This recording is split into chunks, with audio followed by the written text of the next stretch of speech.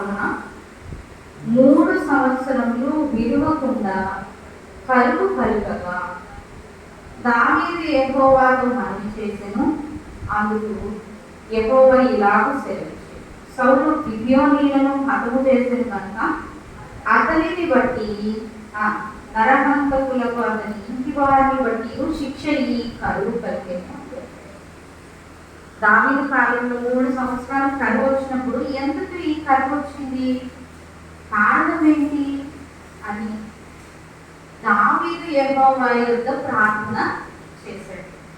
కరువు ఎందుకు వచ్చింది అని రాజే ఆలోచన చేస్తా ఉన్నాడు. 3 సంవత్సరాలు మరి కరువు 3 సంవత్సరాలలో ఆలోచించండి, 3వ సంవత్సరమున ఆలోచిస్తా ఉన్నాడు దావీదు. ఏమని, ఎందుకు ఈ కరువు వచ్చింది ప్రభువా, కరువులకు కారణం చెప్పండి అని ప్రార్థన చేశాడు. అప్పుడు దేవుడు చెప్తా ఉన్నాడు అతనితో, సౌలు గిబియోనీయులకు చేసిన దానిని బట్టి ఈ కరువు సంభవించింది.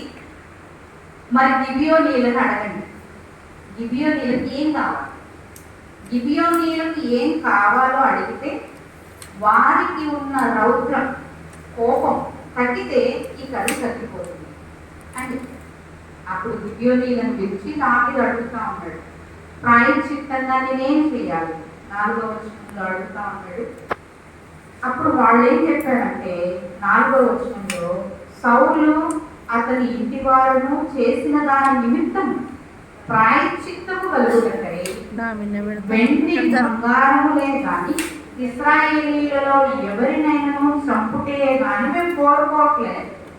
అతను దావీదు, మరి మీరేం కోరుకుంటున్నారు అని అంటే, మాకు శత్రువులై మమ్ము నాశనము చేయొచ్చు ఇశ్రాయేలీయుల సరిహద్దులో ఉండకుండా మేము చచ్చిపోవాలని ఆశించిన, మాకు హాని చేయని ఉద్దేశించిన సౌలు కుమారులలో 7గురిని మాకు అప్పగించాడు.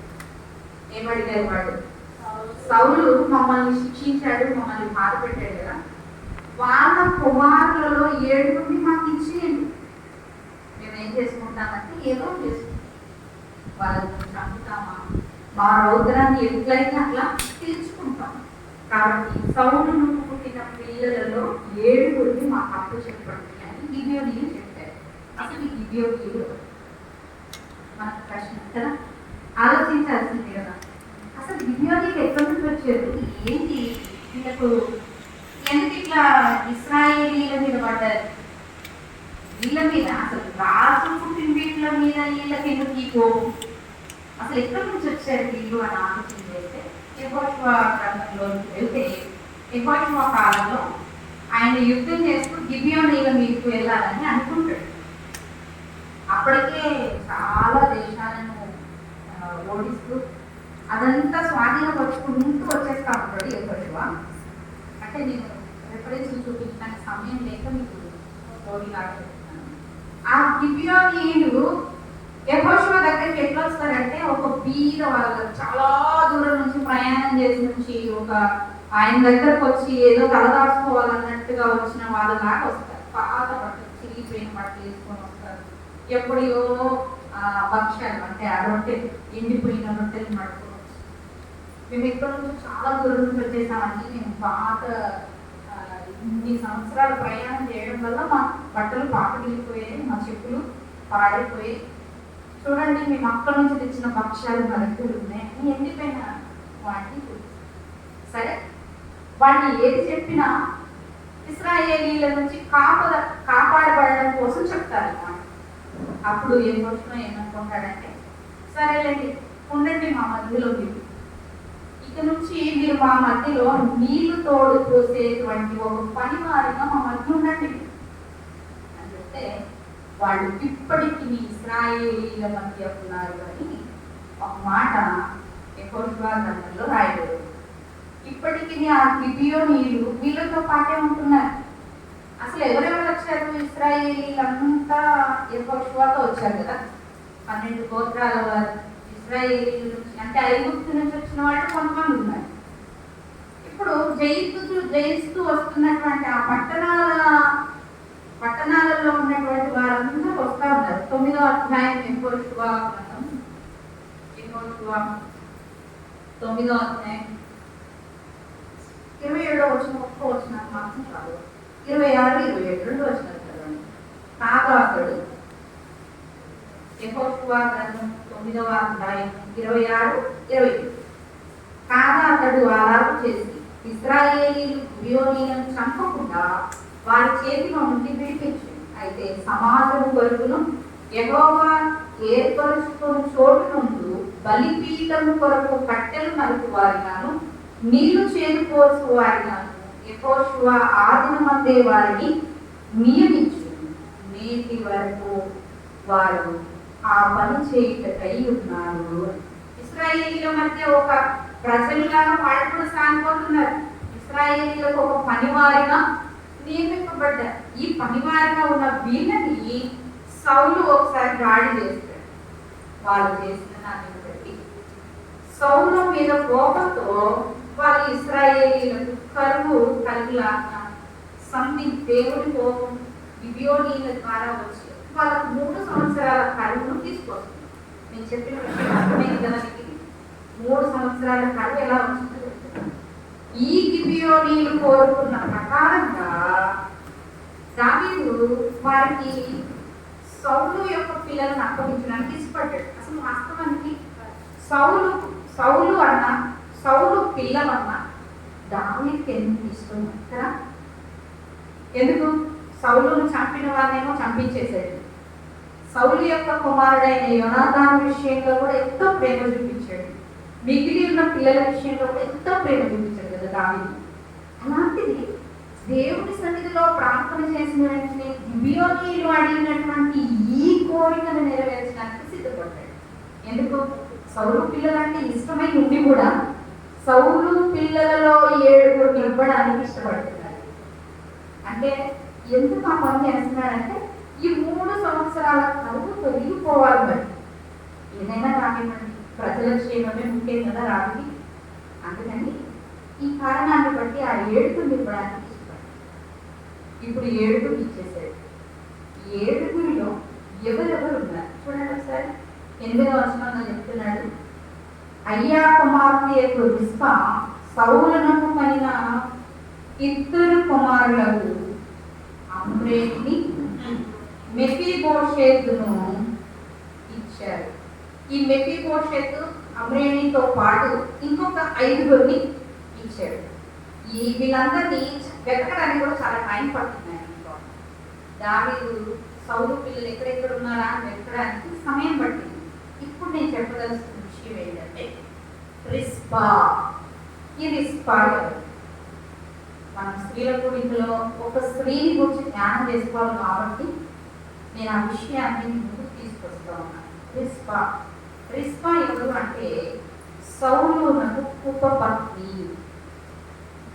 చూడండి 11వ వచనంలో అన్నాడు కదా, అయ్యా కుమార్తె రిస్పా అను సౌలు ఉపపత్ని చేసినది దావీదుకు వినబడింది. ఆమె ఏం చేసింది? దావీదునకు వినబడేలాగా ఈ రిస్పా అనేటువంటి ఈ తల్లి చేసినటువంటి పని ఏంటో మనం ఈ దినం ధ్యానం చేసుకోబోతాము. రిస్పా అంటే అర్థం మండుచున్న రాయి. ఏంటి అర్థం? మండుచున్న రాయి. ఈమె ఎప్పటికీ మండుతూ ఉంటుంది. రాయి ఎలాగైతే ఎంత తగిలితే మండుతుందో దాన్ని ముట్టుకున్నా ఎవరికైనా కాలిపోతుంది. కానీ కూడా వేడెక్కి ఎంతో రౌద్రంగా ఒక రకమైనటువంటి భావం ఏంటంటే ఎవరి మీదనైనా కోపం వచ్చింది అనుకోండి, అంత కోపంగా ఉన్న వాళ్ళని ఏమంటారు? మండిపోతుంది కదా కదా. రాయిలాగా మండుతున్న స్త్రీ అంట ఈమె. మరి మండుతున్న స్త్రీగా ఎందుకు చెప్పబడింది అంటే ఆమె జీవితంలో కలిగినటువంటి సంఘటన ఆమెను ఎంతగానో మనల్ని ప్రేరేపించడానికి దేవుడు విధించిపెట్టాడు. ఆమె గురించి ఈమె గురించి ఇక్కడ అలాగే 2వ సమూయేలు 3వ అధ్యాయంలో ఒక్క మాట తన పేరు అట్లా రాసి వదిలేసేది. కానీ ఆమె జీవితంలో ఉన్నటువంటి అనుభవాలు మన అనుభవాలుగా చేసుకుంటే ఎంతో ధన్యులవుతాం. ఈ రిస్పా సౌలునకు ఉపపత్ని. ఉపపత్ని అంటే భార్యగా కాకుండా ఆమెను చేర్చుకొని సౌలు తనను ఒక వాడి వల్ల చూసుకుంటూ ఉన్నాడు. వాస్తవానికి రిస్పా మరి సౌలు కళ్ళల్లో ఎలా పడిందో, అందమైన దానిగా పడిందో, ఒక తెలివైన అమ్మాయిగా పడిందో, లేకపోతే ఏదైనా ఆస్తి కలిగిన అమ్మాయిగా ఉందో ఇక్కడ ఏం రాయకూడదు. మనం అనుకోవాలి సౌలు నాకు ఉద్దేశపూర్వకంగా ఆమె దగ్గరికి తీయడానికి ఎన్నో కారణాలు ఉండొచ్చు. ఆమె ఆయన దగ్గరికి చేర్చబడింది. ఆయన దగ్గర చేర్చబడిన తర్వాత 2 కుమారులను కూడా కలిగింది. సౌలునకు 2 కుమారులను కలిగినటువంటి ఈ రిస్పా తన ఆత్మీయ స్థితిలోనే కావచ్చు, శారీరక పరిస్థితిలోనే కావచ్చు, ఎంతో దిగజారిన పరిస్థితిలో చాలా మంది ఆమె నీచంగా చూడవచ్చు. భార్య అంటే కొంచెం గౌరవంగా చూస్తారు, కానీ ఉపపత్ని అంటే నీచంగా చూస్తారు. సౌలే కావచ్చు, చుట్టూ ఉన్నవారే కావచ్చు, ఇంకెవరైనా కావచ్చు, ఆమె ఎంతో నీచమైన దృష్టిలోనే చూసి ఉండొచ్చు. ఈమె ఎన్నో అగచాట్లు పడి ఉండొచ్చు, అవమానాలు పడి ఉండవచ్చు. అయినా కూడా ఆమె ఎంత ధైర్య సాహసాలు కలిగిన స్త్రీ అంటే, ఇప్పుడు చదువుకునే ఈ భాగంలో రిస్పా యొక్క 2 కుమారులను ఇచ్చిన తర్వాత మిగిలిన 5 కూడా మొత్తం 7 కుమారులను గిబియోనీయుల చేతికి అప్పగించేశారు. వారిని అప్పగించిన తర్వాత వాళ్ళు తీసుకొని పోయి చేసిన పని ఏంటంటే, చూడండి 9వ వచనం చదవండి, ఒక సహాయం చేయండి. 9వ వచనం వారు ఈ 7 తీసుకొని పోయి కొండ మీద యెహోవా సన్నిధిని ఉరి తీసి ఆ 7 ఏకరీతిగానే చంపబడింది. కోతకాలమున కోత ఆరంభమందు వారు మరణమైంది. ఎవరు అనేటువంటి ఒక కోత పోయబడతా ఉంది ఆ కాలంలో. అప్పుడు ఈ మరణమయ్యారు. ఆ కొండ 7 కూడా ఒకే రీతిగా ఉరి తీసి చంపేశారు. అది విన్నటువంటి రిస్పా యొక్క హృదయం వేదనతో నింపబడింది. కనుకున్నదే 2 కుమారులు. అప్పటికి భర్త అయినటువంటి సౌలు గారిని కోల్పోయింది కదా. తన స్థితి ఎంత దీనంగా ఉందంటే, ఇక ఎవరు కూడా గౌరవించి చూడలేనటువంటి పరిస్థితిలో ఉంది. చూడండి ఒకసారి ఆమె పరిస్థితి ఎలా ఉంది. 2వ సమూయేలు గ్రంథంలో వచ్చేసరికి అబ్నేరు అనేటువంటి ఒకడు ఆమెను చూడండి 3వ అధ్యాయం 2వ సమూయేలు 3వ అధ్యాయం 7వ వచనంలో దావీదు కుటుంబీకులకు సౌలు కుటుంబీకులకు అబ్నేరు అనేవాడు బహు సహాయం చేసినవాడు. కానీ ఈమె విషయంలో మాత్రం 2వ సమూయేలు 3వ అధ్యాయం 7వ వచనం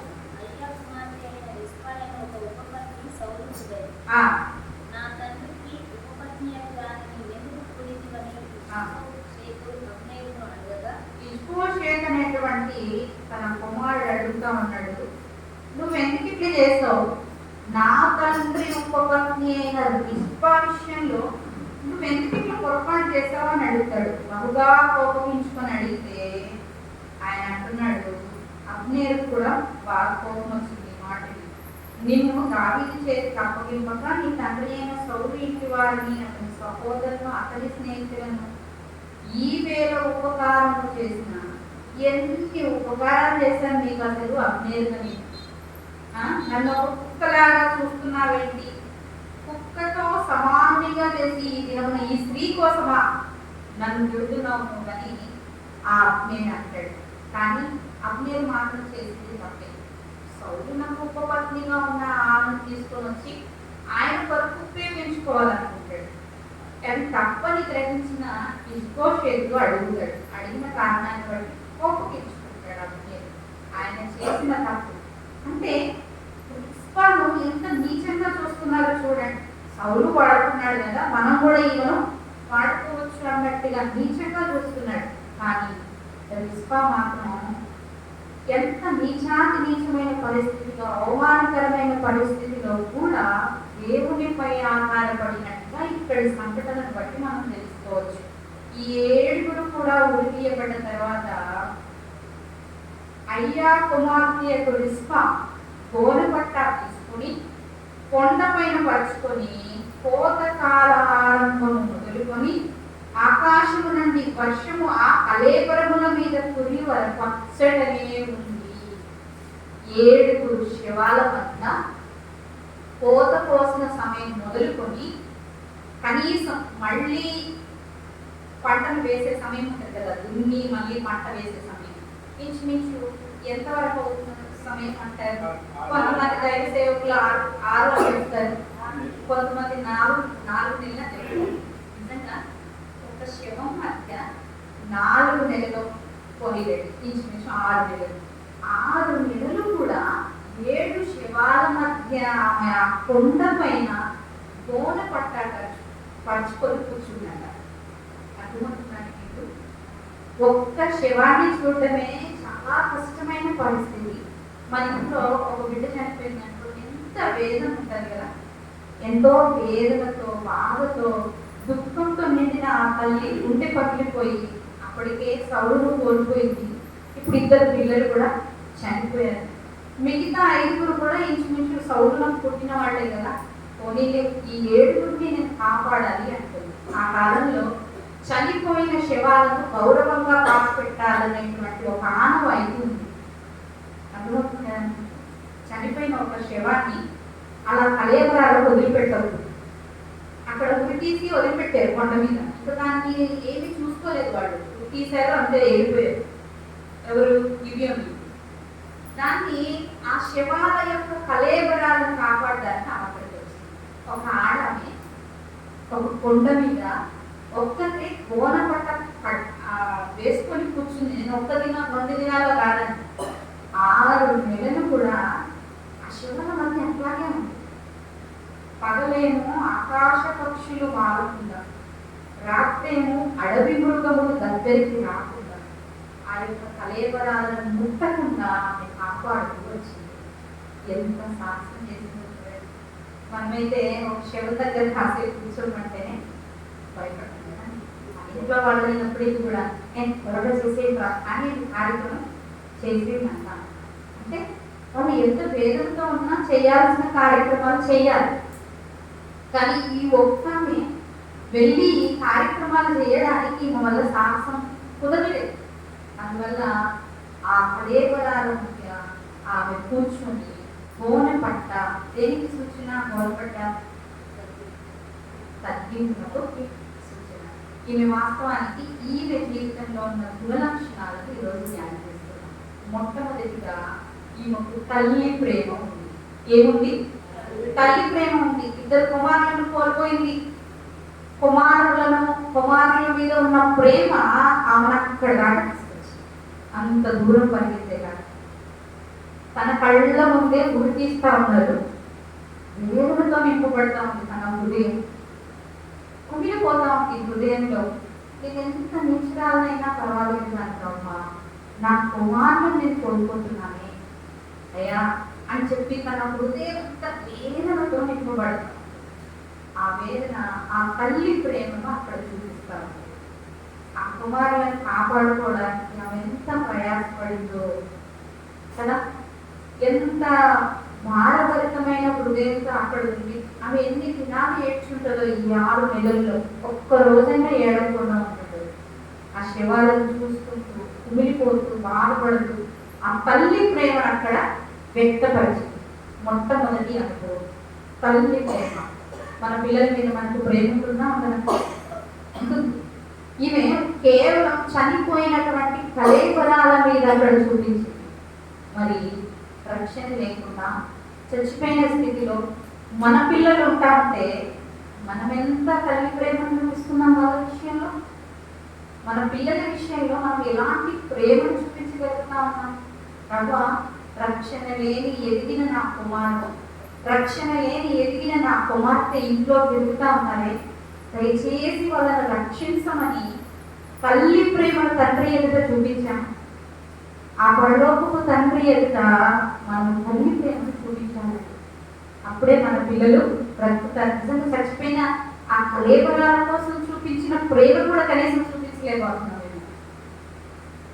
ఇప్పుడే ఎదుగుతున్న చిన్న చిన్న పిల్లలు మనకు ఉన్నారు. మన కడుపులో పుట్టిన మన పిల్లల కోసం ప్రార్థించడమే కాదు, ఇప్పుడిప్పుడు ఆలయానికి వస్తున్న చిన్న చిన్న ఆత్మీయులు, అంటే ఇప్పుడే రక్షింపబడ్డ పిల్లల కోసం కూడా మనం బాధ్యత కలిగి ఉన్నాం. వాళ్ళ పట్ల ప్రేమ చూపించాలి. వాళ్ళని మనం ఒక తల్లిలాగా ఆదరించాలి. మనం ఎదిగినటువంటి ఆత్మీయ స్థితిలో ఉన్నవాళ్ళము ఇప్పుడిప్పుడే ఇంటికి వస్తున్నాడు, దేవుని ఆలయానికి వస్తున్నటువంటి విశ్వాసుల పట్ల మనము ప్రేమను చూపించాలని ఈ తల్లి మనకు జ్ఞాపకం చేస్తూ ఉంది. ఇది మొదటి. రెండవది, ఆ కళేబరాలను కాపాడుతూ ఉంది. కళేబరాలను ఏం చేస్తుంది?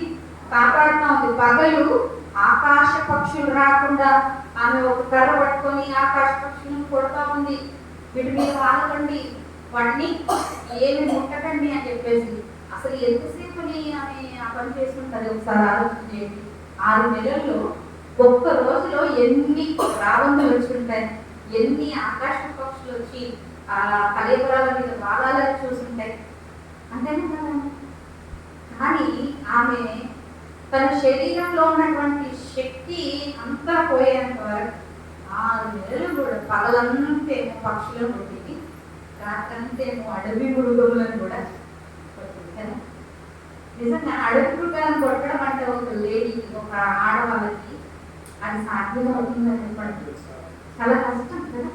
మగవాళ్ళు అయితే కొంచెం ధైర్యంగా నక్కలను కొట్టగలరు, లేకపోతే ఇంకేదైనా వచ్చిన క్రూర మృగాలను కొట్టగలరు, ధైర్యం చేయగలరు. కానీ ఈ స్త్రీ నా బిడ్డలను కాపాడుకోవాలనేటువంటి ఒక్కటే ఒక మనస్సుతో ఆమె అక్కడే ఉండి ఆ కళేబరాలను కాపాడుతూ వచ్చింది. మనం కళేబరాలనే కాపాడుతున్నాం. చనిపోయిన ఆ శివాలను గౌరవప్రదంగా సమాధి చేయబడాలనే ఒక్క ఉద్దేశంతోనే వాటిని కాపాడుతూ వచ్చింది. మరి బ్రతుకున్న మన పిల్లలకు మనం ఏం నేర్పిస్తా ఉన్నాం? వాళ్ళని కాపాడగలమా? వాళ్ళని రక్షణలను తీసుకురాగలమా? మనకు ఆ బాధ్యత ఉందా? నాకు చాలా ఆశ్చర్యకరమైన విషయం ఏంటంటే, అనిపెట్టి చూసినప్పుడు నాకు ఒక్కటి గుర్తొస్తుంది.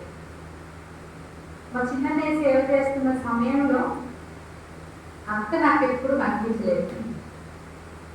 కానీ మా చిన్ననే చనిపోయాడు, అక్క దేవుడు వాడుకుంటున్నాడు. నాకు చాలా సంతోషం. ఇప్పటికి కూడా అక్కను చూసిన ప్రతిసారి చిన్ననే జ్ఞాపకం వస్తాడు.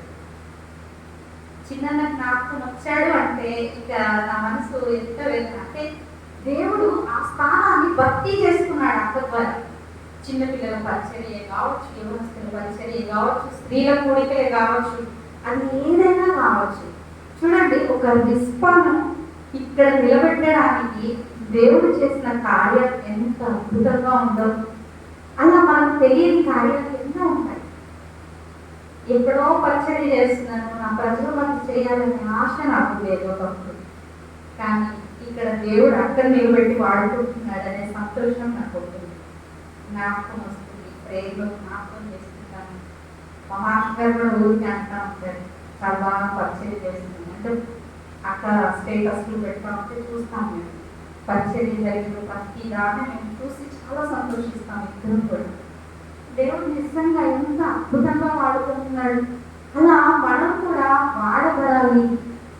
ఇప్పుడిప్పుడే రక్షింపబడుతున్నటువంటి చిన్న పిల్లలు, ఆత్మీయ జీవితంలో చిన్న పిల్లలుగా ఉన్న వాళ్ళని మనం కాపాడాలి. ఎంత మటుకు కాపాడుతూ ఉన్నాం? ఈ రిస్పా కాపాడింది. మొట్టమొదటిగా తల్లి ప్రేమను చూపించింది, రెండవదిగా కాపాడింది.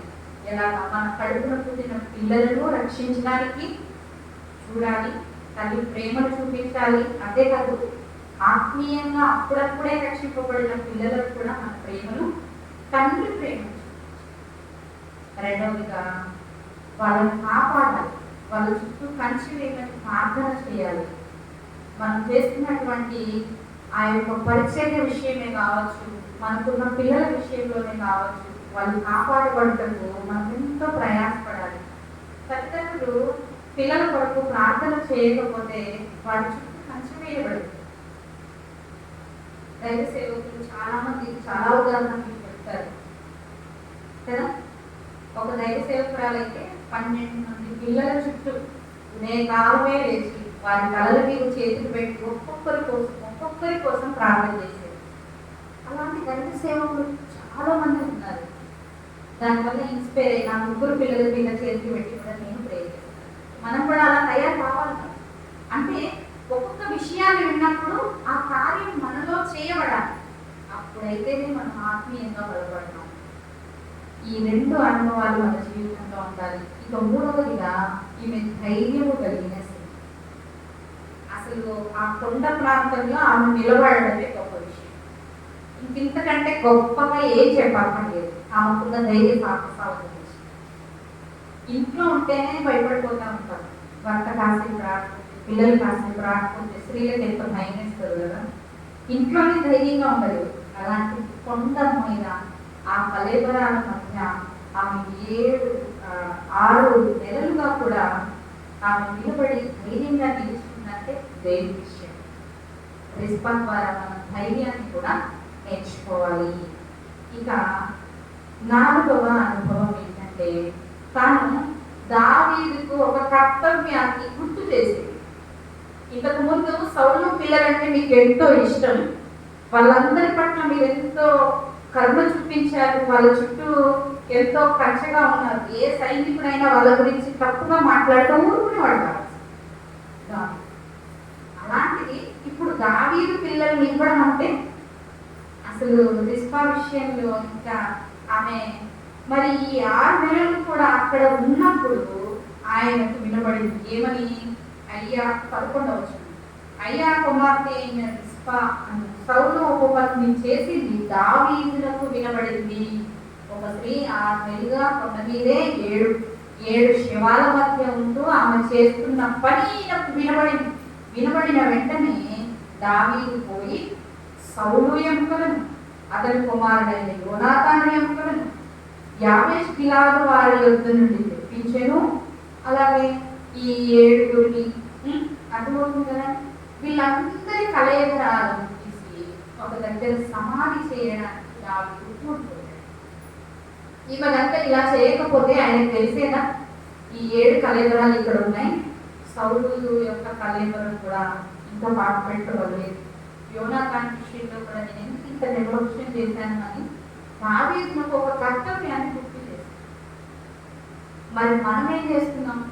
మన భర్తలకు, మన పిల్లలకు, మన దేవుడు చేసినటువంటి కర్తవ్యాన్ని జ్ఞాపకం చేయాలి. అంతేకాదు దేవుడి సన్నిధిలో కూడా బ్రహ్మ నా పిల్లల విషయంలో, నా భర్త విషయంలో నువ్వేమనుకున్నావు, ఆ కర్తవ్యాన్ని మీరు నిర్వర్తించండి అని జ్ఞాపకం చేయాలి. అది ఎన్ని నెలలైనా కావచ్చు. ఈమె 6 నెలలు చేస్తే దావీదులకు వినబడేలా చేసింది.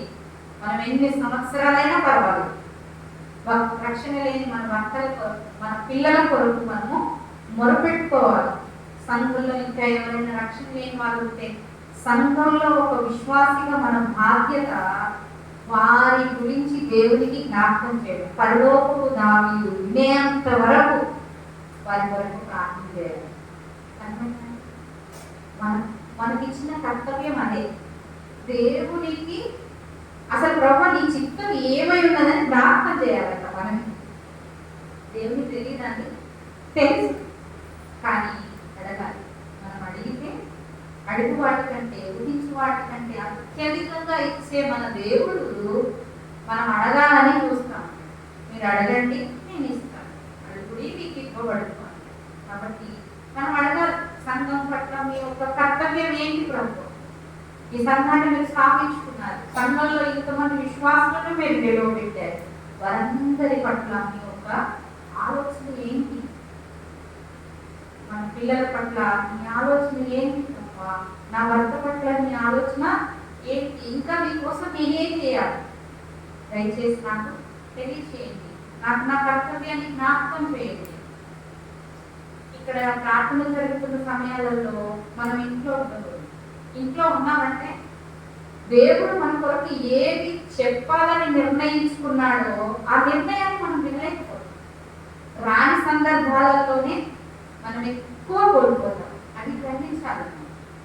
వస్తామనుకో అనుకోండి, దేవుని మాటలు మనం చెవిన పడతాయి. ఒక మాట కాకపోతే మరొక మాట అయినా మన హృదయంలో పనిచేస్తుంది. కాబట్టి ఎప్పుడు సహవాసాలను కోరుకోవద్దు. కొందరు మానుకుంటున్నట్టుగా సమాజంగా కూడా మీరు మానకండి. ఇప్పుడు ఈ కాలంలోనే చాలా మంది మానేశారంట, కానీ ఇప్పుడు మాత్రం మీరు మారిపోకండి. సమాజంగా కూడడం మానొద్దు. మీరు మీ ఆలయాలలో కూడుకున్న సమయాలు గుర్తుపట్టండి. స్త్రీల కూడికే కావచ్చు, సంఘ ప్రార్థనలే కావచ్చు, ఆదివారం ఆరాధనలే కావచ్చు, ఇంక ఏ ప్రార్థన అయినా మన ప్రాముఖ్యత నుంచి రావాలి. ఆలయానికి వస్తే మన కర్తవ్యాలు ఏంటో మనకు దేవుడు గుర్తు చేస్తాడు, జ్ఞాపకం చేస్తాడు. ఆ జ్ఞాపకాన్ని బట్టి దేవుని పని ఇంకా సునాయాసంగా ముందుకు వెళ్ళిపోతా ఉంటుంది. అటువంటి అలా దేవుని పని కొరకే మనం నిలబడతాం. ఇక చివరిగా 5వ అనుభవం ఏంటంటే, తాను తన జీవితంలో ప్రభువు మీదే ఆధారపడటం అనేది చాలా నేర్చుకున్నాను. ఇంకెవ్వరు నాకు సహాయం చేయరు. సౌలు బంధువులేమో ఈమెను ఎవ్వరు చేరదీయలేదు. సౌలు దగ్గర పనిచేసిన వాడేమో అలా అవమానపరిచాడు. ఇక వాళ్ళ కుమారులు ఉన్నారు అంటే ఆ కుమారులు మరి ఎలా ఉన్నారు ఏమో, వాళ్ళ పిల్లల గురించి ఏమీ రాయలేదు. కానీ ఆమె మాత్రం దేవుని మీదే ఆధారపడింది.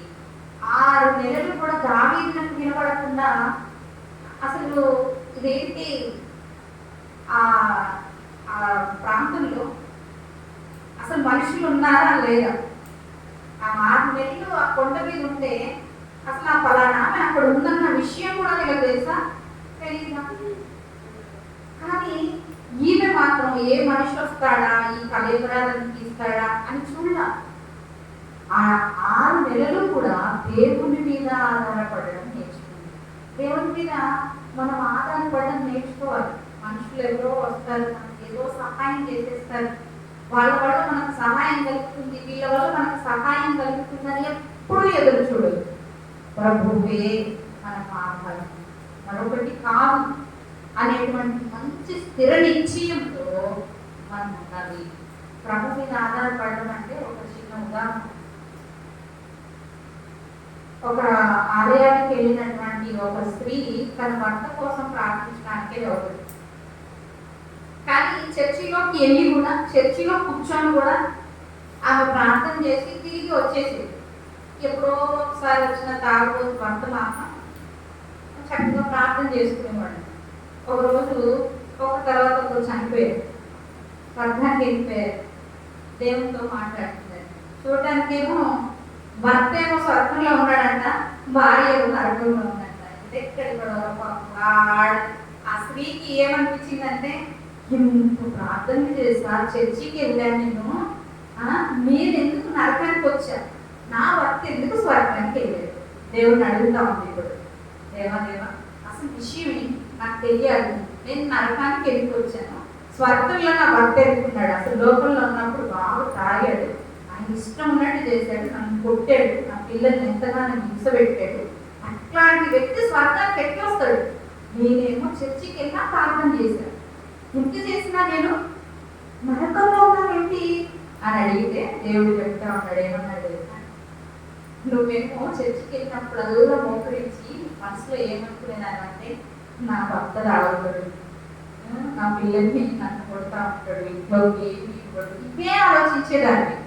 ఎప్పుడైనా ప్రార్థన చేసావు, ప్రభా నా భర్తను మార్చు, నా పిల్లల్ని మార్చని ఎప్పుడైనా అడిగావు, నా మీద ఆధారపడ్డావా అసలు అని అడిగితే ఆలోచిస్తున్నాడు. మరి నా భర్త వచ్చాడయ్యా స్వర్గానికి అని అడిగితే దేవుడు చెప్తున్న ఆన్సర్ ఏంటంటే, నీ భర్త తాగిన ఎలా ఉన్నప్పటికీ కూడా ఆలయానికి వస్తే మనస్ఫూర్తిగా ప్రార్థన చేసేవాడు. ఎలాగా? నా పిల్లల్ని కాపాడు, నా భార్యను కాపాడు, నా భార్యని ఎందుకు కొడుతున్నాను ప్రభావ, ఇంత తాగుడు నేను మానేసి ఎట్లయ్యాను ప్రభావ, నన్ను విడిపించవా, నన్ను బాగు చేయవా అని అడిగేవాడు మనస్ఫూర్తిగా. అందుకే ఆయన స్వర్గానికి నిజంగా ఆలయానికి వస్తాను, కానీ మనస్ఫూర్తిగా ప్రభు మీద ఆధారపడి ప్రార్థన చేసేవాడిని ఉండాలని ఈ ఒక ఉదాహరణ. ప్రార్థనకు వస్తాం వెళ్తాం కాదు, ప్రభు సన్నిధిలో ఎలా ప్రార్థన చేస్తున్నాం, మనస్ఫూర్తిగా దేవుని మీద ఆధారపడుతున్నామా లేదా? ఈ రిస్పా దేవుని మీదే ఆధారపడింది కాబట్టి దావీదునకు కూడా మనస్సును కుదించి ఈ కార్యాన్ని జరిగింది. ఎంత గొప్ప కార్యాన్ని ద్వారా జరిగే. మరి మన జీవితాల ద్వారా ఏం జరుగుతున్నాయి? తల్లి ప్రేమను చూపించగలుగుతా ఉన్నామా? అంతేకాదు పిల్లలను కాపాడుకోగలుగుతా ఉన్నామా? ధైర్య సాహసాలతో జీవించగలుగుతా ఉన్నామా? దేవునికి తన కర్తవ్యాన్ని గుర్తు చేస్తూ మన భర్తకి, మనకు, మన పిల్లలకి చెయ్యాల్సినటువంటి పనులను గుర్తు చేస్తున్నామా? చివరిగా దేవుని మీద ఆధారపడుతూ ముందుకు వెళ్ళినప్పుడు దేవుడు మనల్ని కాపాడుతాడు. ఎంతగా దేవుడు కాపాడుతున్నాడో మనందరం చూస్తూ ఉన్నాం. భయంకరమైన కరోనా సమయంలో మనం అందరం ఇలా నిలబడుతున్నామంటే ఆయన చూస్తాం. ఎంతో మంది మరణించారు, కుప్పలుగా పడిపోయారు శవాలు. కానీ ఆ సమయంలో కూడా దేవుడు మనకి కాపాడాడు. అంతేకాదు అలాంటివి ఎన్నో మన చుట్టూ ఎన్నో ఎన్నో జరుగుతూ ఉన్నాయి. సాధు సుందర్ సింగ్ పరిగెట్టు పరిచర్య చేస్తున్న సమయాలలో ఒక రోజు ఒక దగ్గరికి వెళ్ళి ఆయన సేద తీరాలని నిలబడ్డాడు. కానీ ట్రైన్ టైం అవుతా ఉంది, అలసిపోయాడు, ఎక్కడికి వెళ్ళాలో అర్థం కావట్లేదు. అటు చూస్తేనేమో వర్షం వస్తున్నాడు. ఆ వర్షానికి ఇంకా ఆయన ముందుకు వెళ్ళలేక గొప్పగా ఒక చిన్న గుడిసెలోకి వెళ్ళి పడుకున్నాడు. ఆ పడుకున్నటువంటి సాధు సుందర్ సింగ్కి అలసిపోయిన కారణం చేత మితపడి సంచి తలకి వేసుకున్నాడు, దుప్పటేమో మీద కప్పుకున్నాడు, నిద్రపోయాడు. ఆయనకు మెలకు వచ్చేసరికి తెల్లవారు. సడన్ గా చూస్తే కుడి వైపున ఒక పాము, పెద్ద పాము ఆయన వైపు పడగ పెట్టుకొని చూస్తున్నాము. వెంటనే లేచి ఒకే ఒక దుడుకున పరుగున రైల్వే స్టేషన్కి వెళ్ళిపోయాడు. రైల్వే స్టేషన్కి వెళ్ళిపోయి ఆ బల్ల మీద కూర్చొని, అమ్మ ప్రభా పాము నుంచి తప్పించాను, వందనాలంటే దేవుని స్వరం ఇంకోటి పడతా ఉన్నాయి. నువ్వు వెళ్ళి నీ దుప్పటి తెచ్చుకోమని పడతాను. ఎందుకేమో నీ ప్రభావ మళ్ళీ దుప్పటి తెచ్చుకోమంటాను. నేను అక్కడికి వెళ్తే ఆ పాము నన్ను ఏం చేస్తుందో. నిజంగా వాస్తవానికి ఈయన దగ్గర ఆ దుప్పటి, ఆ చిన్న సంచి తప్ప ఏమీ లేదు. మళ్ళీ ఎక్కడి నుంచో సంపాదించుకోవాలి కూడా లేదు. కానీ ఆ ఒక్క దుప్పటి కోసం ప్రభు వెళ్ళమంటున్నాడు. లేదు ప్రభు అంటే లేదు నువ్వు వెళ్ళు. పాము వచ్చింది కదా అంటే అప్పుడు దేవుడు చెప్తా ఉన్నాడు, ఆ పాము నువ్వు కళ్ళు తెచ్చి చూసినప్పుడే అక్కడ ఉందా? అంతకు ముందు నుంచి ఎప్పటి నుంచో నేను నిన్ను కాపాడు. అది నీకు ఏ హాని చేయకుండా కాపాడాను కదా. ఇప్పుడు నేను చెప్పినట్టు చేయంటే తిరిగి వెళ్ళి ఆ దుప్పటి, ఆ సంచి తీసుకొని వచ్చేటప్పటికి అక్కడ పాము లేదు. నిజంగానే మనకు కూడా ప్రాణాపాయకరమైన పరిస్థితులు ఎన్నో వస్తాయి. దేవుడి మీద ఆధారపడిన సాధు సుందర్ సింగ్ దేవుడు కాపాడినంటే మనల్ని కూడా ఆయన కాపాడతాడు. కాబట్టి దేవుడి మీద మనం ఆధారపడ్డాము. ఈ అనుభవాలను మన సొంతం చేసుకున్నాం. ప్రభా ప్రిస్పాలాగా ఆ మండుచున్న రాయిలాగా నా అనుభవాలను గురించి ఎప్పుడు ఆరిపోకుండా నా హృదయం మండడానికి, ఈ అనుభవాలతో నేను నింపబడడానికి నాకు సహాయం చేయండి అంటే మనం ప్రార్థన చేద్దాం. ప్రభు ఈ కొద్ది మాటలను మనం ఇంటిలో జీవించుకుంటాం.